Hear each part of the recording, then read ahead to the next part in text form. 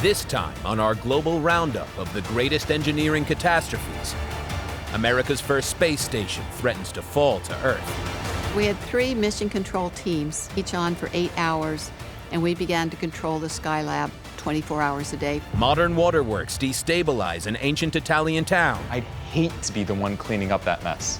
A skyscraper that was almost sweeping people off their feet. The height, the position, and the concave shape of the building were the perfect conditions to create the perfect storm on the streets below.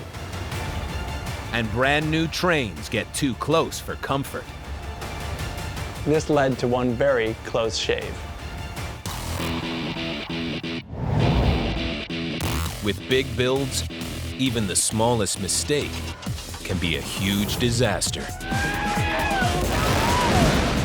From miscalculations to misunderstandings. These are the massive engineering mistakes that only an expert can hope to fix.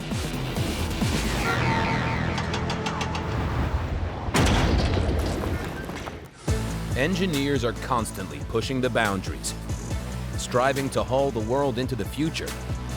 But when those creations are right on the limits, engineering errors can be revealed in dramatic style. For this first engineering catastrophe, we're heading into orbit and a space station that threatened to crash down to Earth. This engineering disaster is out of this world. A sequence of engineering fails struck the station, and people across the planet looked up in fear. Big space station, don't know where it's coming down. I need a helmet.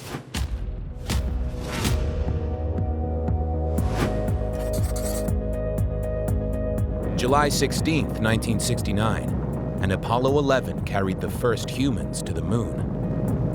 It's one small step for man, one giant leap for mankind. Apollo 11 and the 5 moon landings that followed still rank among the greatest achievements in history. And yet, these were the first small steps in a massive engineering challenge, our quest to explore new frontiers in space. As author David Hitt explains, our ambitions went beyond moon rockets. From the beginning of planning for space exploration, there was an understanding that at some point, if we're wanting to live in space for long periods of time, if we're wanting to go places out in deep space, we're going to need a platform to enable that. NASA's experimental solution was a space station called Skylab. The plan was to launch it on a Saturn V moon rocket. The rocket would fall into the ocean, leaving Skylab in orbit around the Earth. Skylab was built to be a workshop and solar observatory in space that would orbit the Earth almost 5,500 times a year. The space station, complete with laboratory, kitchen, bedrooms, and bathrooms, would be launched unmanned, with the crew sent up 24 hours later. After 6 successful moon landings, NASA engineers had total confidence in the Saturn V rockets, but one crucial piece was untested: Skylab itself. 10, 9, On May 14th, 1973, the new station was launched. 5, 4, 3.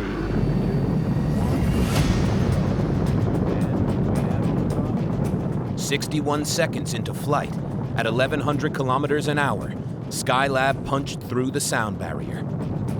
As shockwaves shook the rocket, alarms sounded in mission control.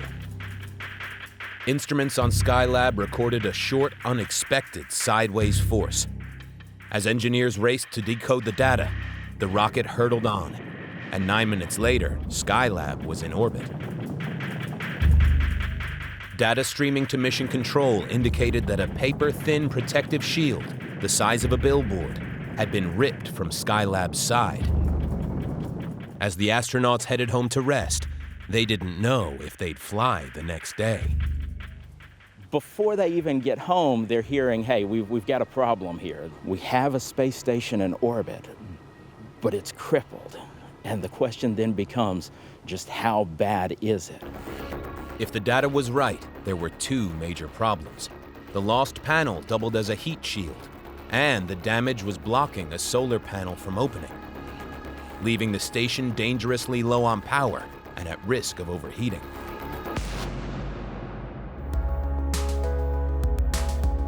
The crew was scheduled to head to Skylab the following day, but the risks were deemed too great.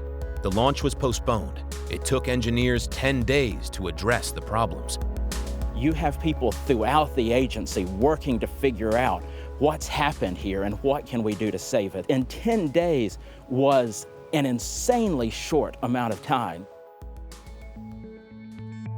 3 years earlier, Okay, Houston, we've had a problem here. NASA engineers and crew had brought the stricken Apollo 13 safely back to Earth. This time, although no astronauts were on board, the team still didn't want to lose their space station. As the crew trained for the unexpected repair mission, two seamstresses stitched together a sunshade. Meanwhile, engineers worked round the clock to come up with an emergency repair procedure.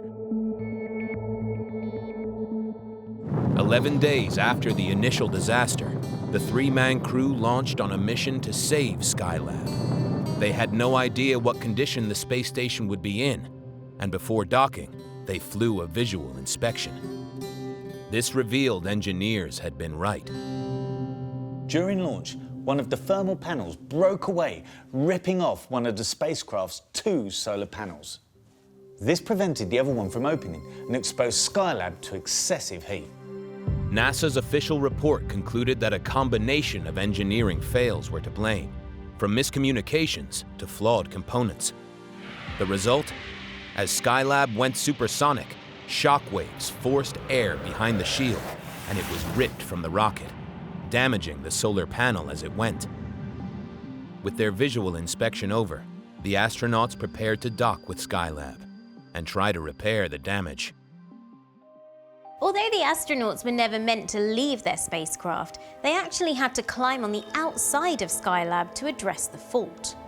To make Skylab safe, astronauts had to both install the sunshade to cool it down and deploy the damaged solar array to increase power.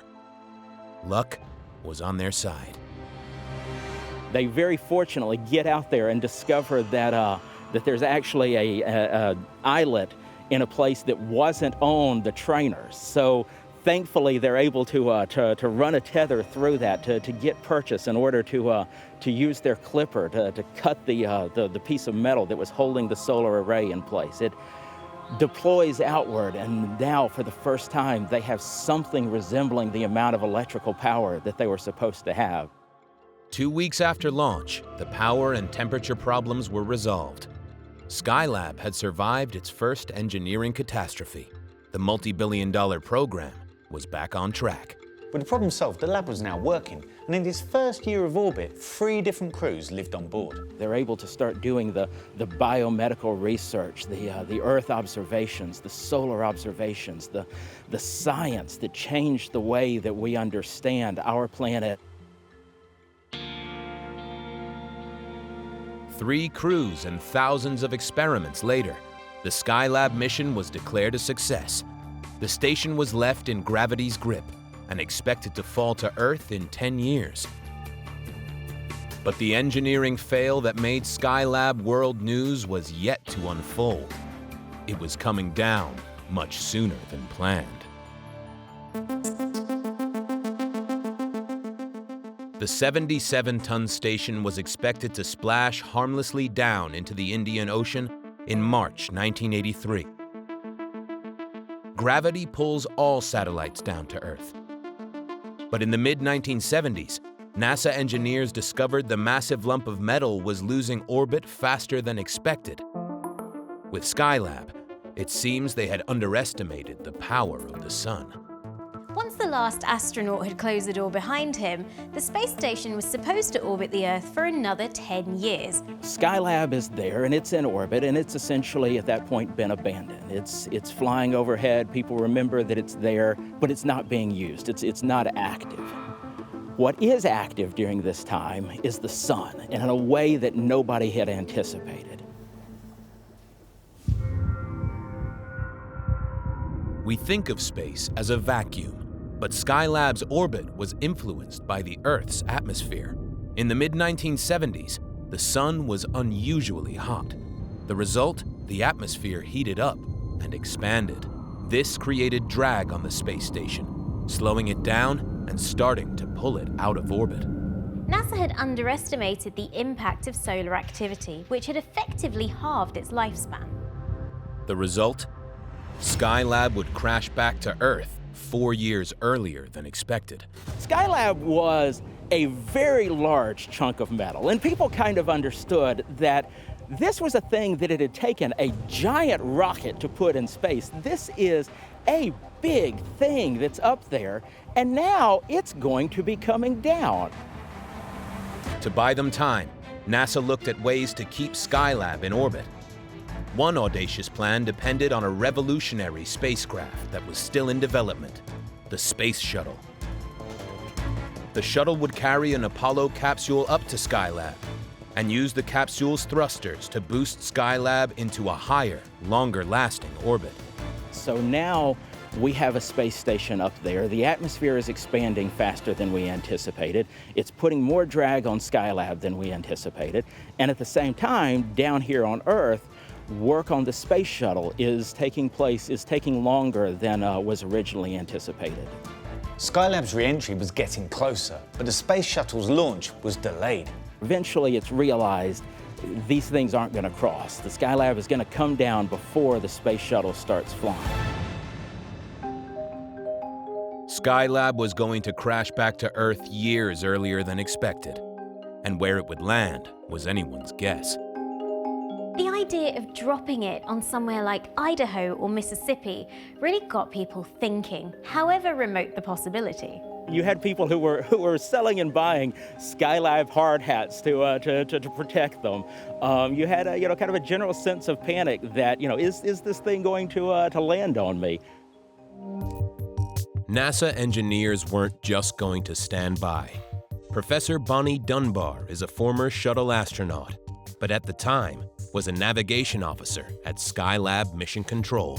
When NASA realized that the shuttle wasn't going to make it on time and that the Skylab was deorbiting faster than anticipated, said, well, we're going to be responsible about finding a way to deorbit it in a particular place. The real aim was to ensure that the final entry was over the sea or an unpopulated area to avoid disaster. The Southern Hemisphere has fewer people and more water, so Bonnie and the team planned for an Indian Ocean splashdown. However, the ailing space station wasn't designed for major course corrections. All they could do was adjust its angle relative to the atmosphere. You have the ability to change the orientation of Skylab, but it's very limited, and that's all you have to work with. At this point, they're controlling the space station, they're controlling its re-entry simply by turning it and increasing the drag. It's sort of like putting your hand outside the car window and letting the wind hit it. If it's flat-handed, it's going to drive your hand back, and there's a lot of drag there. It'll actually slow you down if it were big enough. But if you put it sideways, it's like a wing, and so there's not much drag. Changing Skylab's angle would influence its speed and how quickly it would lose altitude. In theory, this gave NASA some control over where and when the station would come down, but would they be able to bring it down safely?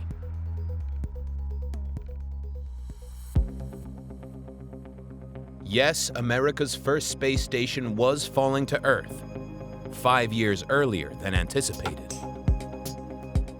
But NASA engineers were working 24/7 to control where it fell. We had 3 mission control teams. We were each on for 8 hours, and we began to control the Skylab 24 hours a day for 9 months. Finally, on July 11, 1979, Skylab started its final descent through the Earth's atmosphere. 16 kilometers up, hurtling faster than a speeding bullet, the space station started to disintegrate. Several large pieces survived re-entry and smashed into parts of Western Australia, but luckily, no one was hurt. However, Australian authorities did fine NASA $400 for littering. It taught us from an engineering point of view as much from its re-entry as it was when it was up in orbit. The Skylab mission was plagued by engineering problems, but NASA learned vital lessons which have taken space exploration to whole new frontiers.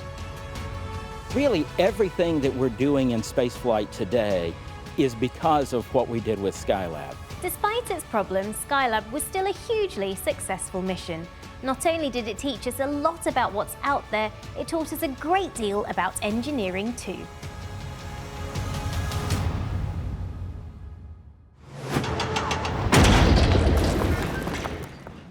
Construction calamities can threaten even the most robust structures. If all the computations are correct, these connections would have broken. But as every engineer knows, if you build on soft foundations, you're just asking for trouble. Like this story in Italy, a catastrophe that created a ghost town. We've all seen ancient ruins, but Craco is an ancient city abandoned in modern times.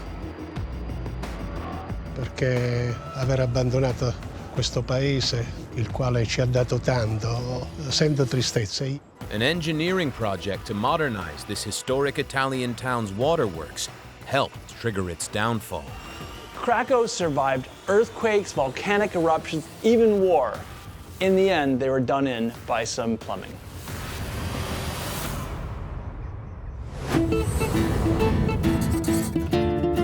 Craco, in southern Italy, with its imposing hilltop defenses, held attackers at bay for more than 1,400 years. And despite appearances, it was full of life until the 1980s. One of Craco's last residents, Sfera Domenico, recalls a good life in the town. Ci si viveva bene, c'era vita, c'era tutto, avevamo tutto. Era un piccolo paese, ma avevamo tutto. Sfera's hometown thrived for so long, not just through its defenses, but the surrounding landscape too, as architect Francesco Manfredi explains.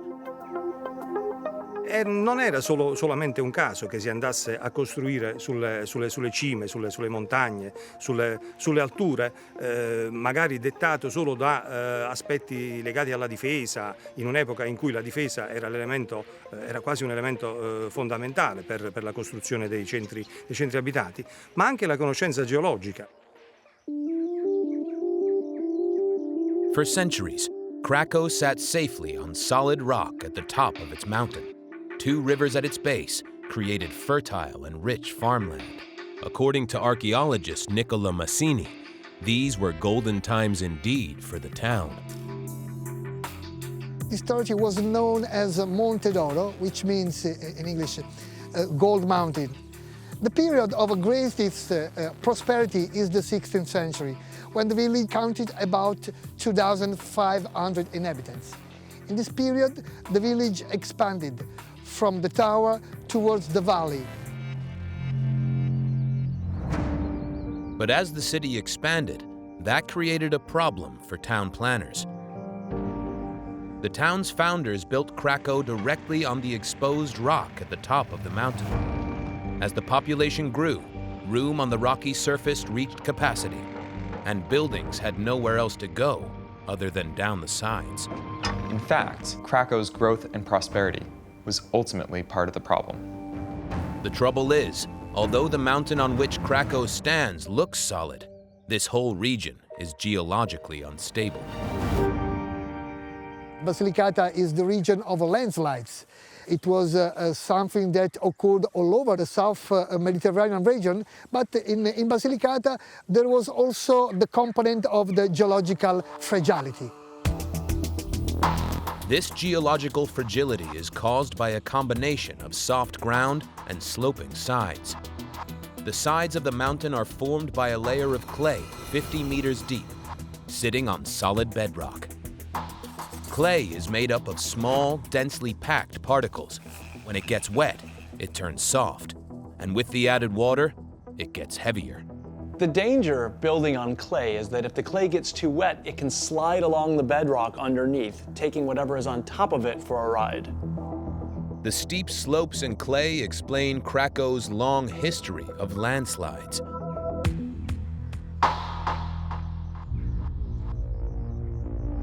For hundreds of years, the slides were small and local, just part of life in Craco. But in the mid-20th century, it seems engineers modernizing the town triggered events that helped to destroy it. Traditionally, residents drew their water from wells beneath the town. But in the mid-20th century, engineers installed modern water and sewage pipes. As geologist Giuseppe Locoratolo explains, this had a massive impact on the area. I pozzi sono stati abbandonati, non è stata più tirata acqua dalla falda, perché l'acqua arrivava tramite le condotte idriche. With no more groundwater being taken from the wells, the water table was saturated. So the clay was more prone to moving around, which cracked the plumbing and caused trouble for the town above. In più, il movimento franoso ha fatto rompere le tubature dell'acqua e quindi da queste tubature è iniziata a fuoriuscire dell'acqua che ha peggiorato, ha accelerato il processo di la dinamica, il movimento sostanzialmente della frana. Craco survived hundreds of years of earthquakes, volcanic eruptions, the bubonic plague, even war. In the end, they were done in by some plumbing. In 1959, heavy rains added to the already saturated clay, which over the next year or so triggered a series of slow but disastrous landslides. As local historian Savio Grippo reveals, the damage was catastrophic. Behind me you can see the old town of Craco. You can't see anything more, but you should imagine that all around us before we had houses. This was in fact the center of Craco. They built in areas who were not exactly stable like the rock and activated this process of landsliding, who little by little brought down all the new area of the city. The expanding city was built on clay instead of the solid rock in the city center, thus the instability. Just the part on the rock remained standing in the exactly same position. In an effort to stabilize the ground and stop the slides, engineers dug massive retaining walls 30 meters down into the clay of the hillside. But as geomorphologist Domenico Capolongo explains, it just made things a whole lot worse. We see here the last made retaining wall done in the 1970. They went down 30 meters roughly, but the clay bedrock is 50 meters down. The concrete pillars fell 20 meters short of solid bedrock. Instead of protecting the hillside, the wall added weight to the already unstable clay, making the problem worse. They added a lot of weight more on the side of the hill, so accelerating the process of the landslide. After it, they could not solve the situation anymore, and little by little, all the center of Craco slided down, damaging and destroying all the houses present here. I danni si vedevano giorno per giorno, non è che si è visto tutto una volta. Addirittura si vedevano perché le lesioni che apparivano nelle case si aprivano e si vedeva addirittura il sole all'esterno, la luce del sole. The ongoing landslides, and then finally an earthquake in 1980, left the town uninhabitable, and residents left for good. Siamo stati costretti ad andare via, ad abbandonare e andare via. Dove abbiamo abbandonato anche le masserizie, molti hanno abbandonato anche le masserizie, perché non si sapeva dove portarle. Craco was once a thriving town with a university, a castle, a church. Now it's a ghost town. Venire qua è una tristezza comunque, è una tristezza. E vedere tutto questo scempio è una tristezza, perché ci sono tanti ricordi. To prevent this once thriving hilltop town from disappearing from history, the World Monument Fund has placed Craco on the watch list to help pay for conservation efforts. Quindi qui a Craco non sappiamo che cosa si poteva fare, ma sappiamo cosa non si sarebbe dovuto fare. Now, Craco's only guests are sheep, donkeys, and the occasional Hollywood movie star. This particular place was also used for several movies, like The Passion by Mel Gibson, James Bond Quantum of Solace, or even an entire horror movie. We've all seen ancient ruins, but Craco is an ancient city abandoned in modern times.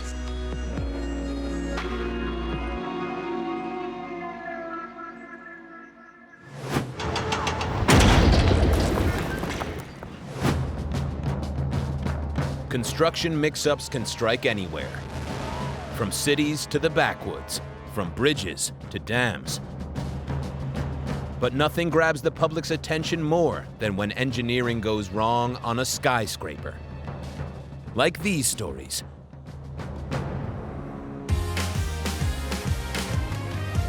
First up, an iconic piece of the Manhattan skyline.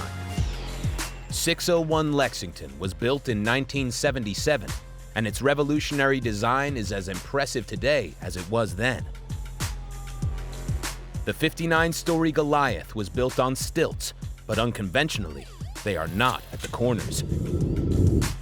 Engineers were confident that the structure was sound. However, a miscalculation uncovered by a student revealed that strong winds could topple the building. The entire building would have fallen sideways. There could be up to 200,000 fatalities. The problem lay in the internal steel structure. The contractor modified welded connections to bolted connections. A weld would take much greater forces than a bolt. All 200 bolted joints had to be welded over to improve the building's strength. Fortunately, the fix was completed in time and tragedy was averted. From a hidden design flaw to a sinking subterranean nightmare. San Francisco, California. Completed in 2008, the Millennium Tower is 58 stories of prime real estate. But soon after these multi-million-dollar apartments opened, residents noticed something wasn't quite right. One of San Francisco's tallest residential buildings was sinking. Engineers had built a foundation consisting of a huge concrete slab, supported by friction piles sunk deep into the ground. However, during construction, it seems some steel elements were switched to concrete, making the tower a lot heavier. Although the developers don't agree, some believe the existing foundations were too weak. Either way, the building is not only sinking, but leaning too. He rolled this marble 10 feet toward me. The marble slowed to a stop, turned around, and rolled back. One potential fix involves the installation of more piles, this time all the way down to the bedrock. But the cost is estimated at over $100 million. For now, the residents of this West Coast icon will have to keep their balance. Next, to London, England, and a tower that was struck with a very surprising problem. The Leadenhall building, nicknamed the Cheese Grater because of its unique shape, stands at 52 stories. Opened in 2014, this skyscraper's distinctive design set it apart from its neighbors. Rather than opt for a central concrete core to support the structure, engineers surrounded it with an external megaframe, all held together with 3,000 massive bolts. Only months after opening, disaster struck when 2 of the giant megabolts fell from the building. Can you imagine a bolt the size of my arm falling from the 19th floor of a skyscraper? Soon after, a 3rd bolt fell. Fortunately, no one was injured. The bolts had suffered a chemical process that caused them to crack. Engineers knew that the only sure fix was to replace every single bolt. The repair cost millions, but at least it's now safe to walk beneath. Staying in London, Our final skyscraper isn't sinking or losing a piece or two, but it was having a major impact on people below in a totally unexpected way. Believe it or not, until fairly recently, buildings in London's financial district were relatively short, but now they're playing catch-up. The people of London love giving their buildings nicknames. We have the Gherkin, the Cheese Grater, and the Walkie-Talkie. Standing 38 stories high, when built, 20 Fenchurch Street was one of London's tallest buildings.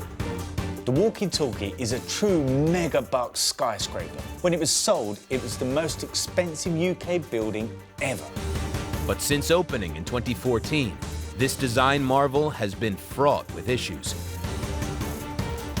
Thomas Lane, editor of a building trade magazine, has written about the Walkie-Talkie.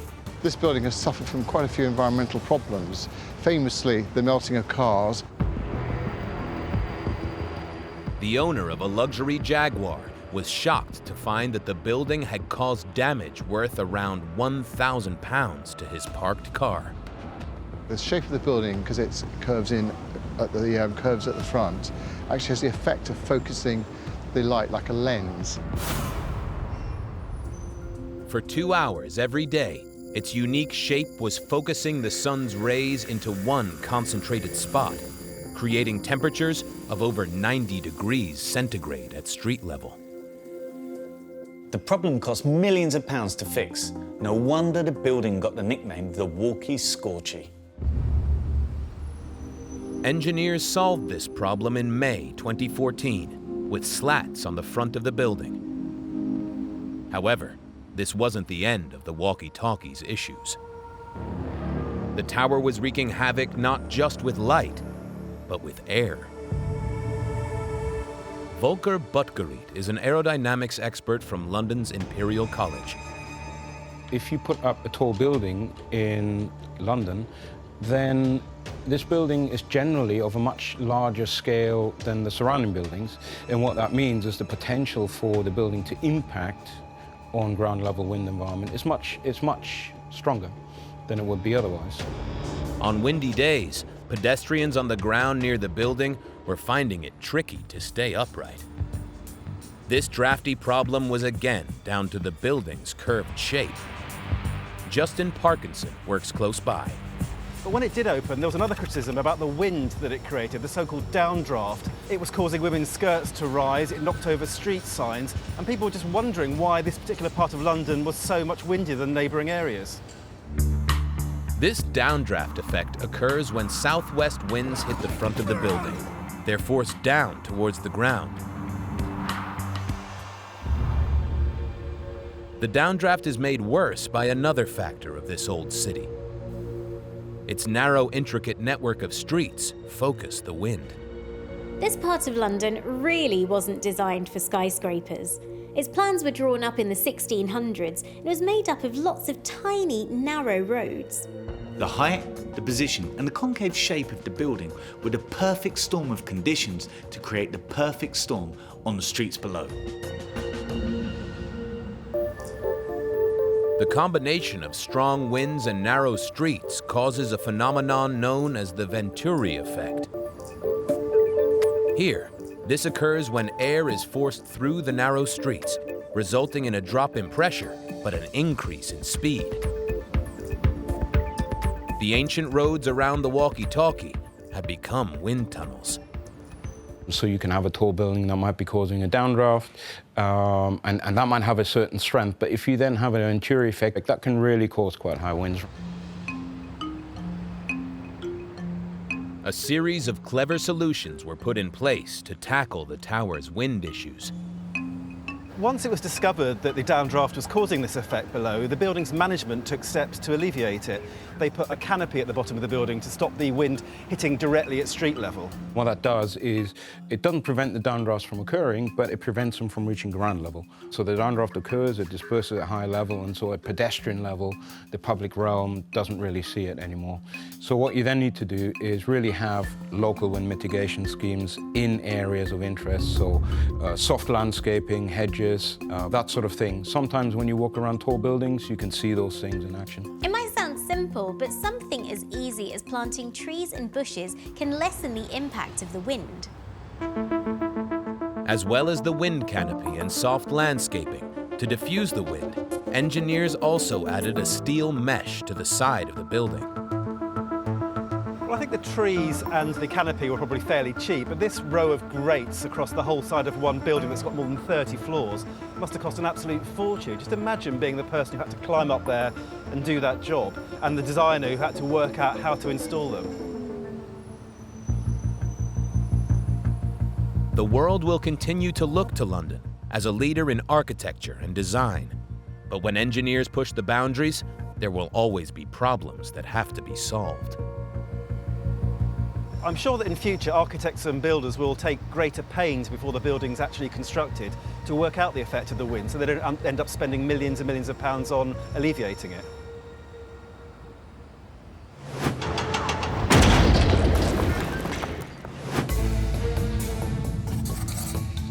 Next, to France, and an engineering mix-up of epic proportions.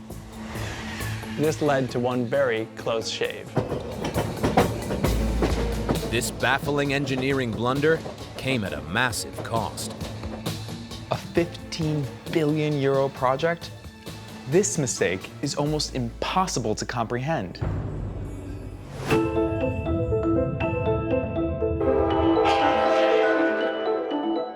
Since France's first railroad began operation 2 centuries ago, the system has grown rapidly to be the second largest in Europe, with almost 30,000 kilometers of track.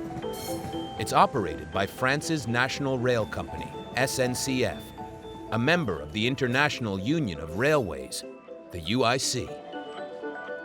The International Union of Rail was formed in 1922, and it helped to standardize railways and trains throughout the world. It now has 194 member countries across 5 continents. Millions of passengers pass through France's stations daily, but due to its popularity, the railroad now faces a problem: the need to carry more passengers. Building more lines wasn't an option due to land limitations and construction costs, and the schedule was too packed to run more trains on existing lines. So one solution was just to make bigger, wider trains. In 2009, SNCF ordered 2,000 new trains to be built at a cost of €15 billion. The new models would be wider, not only carrying more passengers, but allowing step-free access from platforms. Journalist Mark Frezos knows the story. La conception de ces trains date des années 2009. Les régions voulaient des trains qui aient de grandes capacités pour transporter le plus de passagers possible sur des zones interurbaines, entre les grandes villes et la banlieue, entre les grandes villes et la campagne, et voulu un train donc très large, où on puisse mettre 5 personnes de front.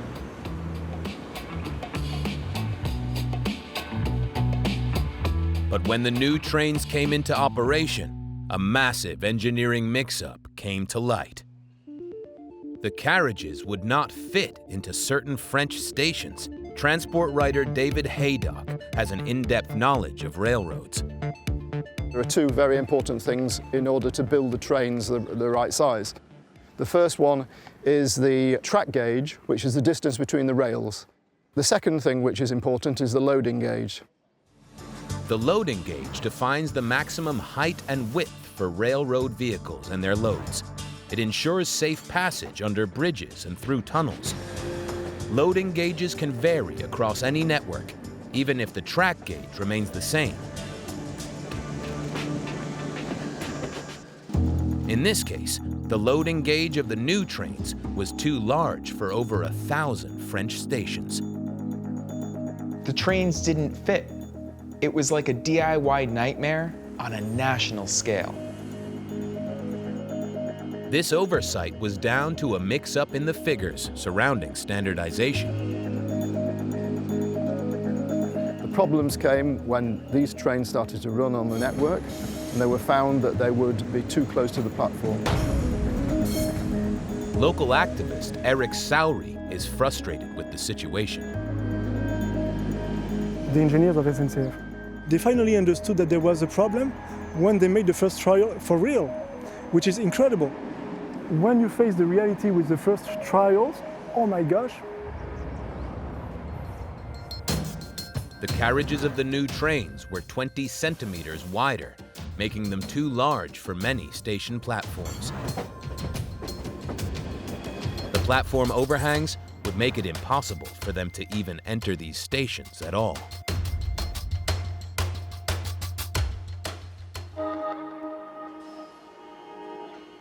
When SNCF ordered the new trains, they consulted the organization responsible for maintaining the French network, the Réseau Fer de France, or RFF. There are two massive organizations employing hundreds of thousands of people, and sometimes when you get large institutions like this, information can get lost or muddled. The RFF said that all stations were built to the international standard. But it turned out that was only the case for platforms that were less than 30 years old. Il y a des choses qu'il faut savoir, c'est que au fil des années, les gares évoluent, les quais sont refaits, les quais sont reconstruits ou sont élargis. Et que ça, c'est au fil de l'évolution. Et personne ne sait vraiment aujourd'hui quelle est la dimension de ce quai, est-ce qu'il est conforme à sa dimension d'origine il y a 50, 60 ans. So here you've got these new trains fitting international standards going into these old stations that each had their own unique specifications of the time. Realizing what had happened, SNCF had to work out how to solve the problem. In a situation like this, there are two possibilities. One of them is that you actually move the track. Now, the problem with moving the track is that you would have to bring along an extremely expensive and very long train, which removes the ballast, which is the stones underneath the rails, pick the track up and move it slightly, just a few centimetres one way or the other, put it back down again and then put more ballast back. And that would cost a small fortune. So you actually deal with the station platform and plane a little bit off the edge, a few centimetres off the edge. It doesn't cost very much at all. The engineering fix was to modify every station to accommodate the wider trains. It's maddening to think that they had to get in there with angle grinders and shave down the entire length of each platform. On average, 2 centimeters of platform had to be removed from around 1,000 stations across the country. The official figure for the number of platforms to be modified is 1,300 out of 8,700 in France. But the number is bound to go up as more modern trains are ordered by the regions. The fix cost French taxpayers 80 million euros. C'est vrai que je me mets à la place de ceux qui, eux, tous les jours payent le train, payent un abonnement, payent des impôts pour ça, et derrière, c'est vrai que c'est pas clean de ne pas vérifier ces informations avant de faire quelque chose d'aussi conséquent, d'aussi important. I thought that it was a really, really big mistake. I mean, well, it's not fit. I mean, it's millions of euros. That there was a big, big disappointment for everyone. Although trains are still running in France, this is one engineering catastrophe they'd rather forget. The 15 billion euro project was almost totally derailed.